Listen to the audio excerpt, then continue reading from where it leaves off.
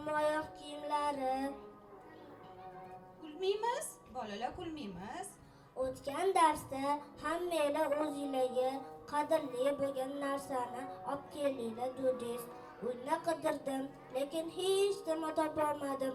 Oyimdan so'radim, "Manday paytingizda siz uchun nima qadrli bo'lgan?" deb so'rasam, oylar adalarini velosipedlari bo'lgan ekan. Velosipedlarda oyimni maktabga olib borar ekanlar, maktabdan olib kelar ekanlar. Oyim uchun adalarini velosipedlari qadrli bo'lgan ekan. Oyim aytdilar, "Adani oyoq kiyimlarini olib borib qo'y" dedilar. Oyoq kiyim taxlanadigan joyi ochdim. Qarasam, oyimni, mani, sinimni oyoq kiyimlari toza, yep-yangi.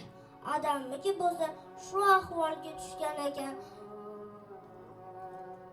Dodam aytib berganlar.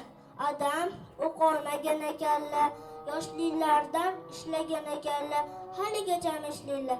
Sharoitlari bo'lmagan ekan. Men odamni unchalik ko'p ko'rmayman.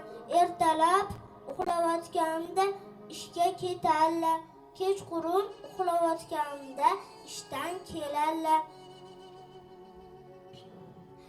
To'g'ri, yangi oyoq kiyim oldilar, lekin baribir shu ahvolga tushadi-ku.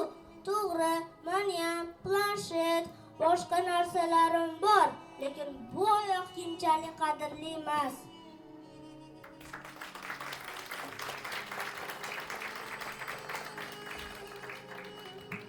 Hammangizga rahmat, bolajonlar.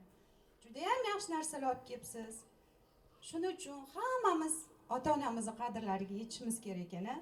Siz uchun shuncha o'yinchoq, shuncha planshet, naushniklar uchun ota-onamiz qancha shu oyoq kiyimda mehnat qilishar ekan. Rahmat, Asilaxon, sizga ham.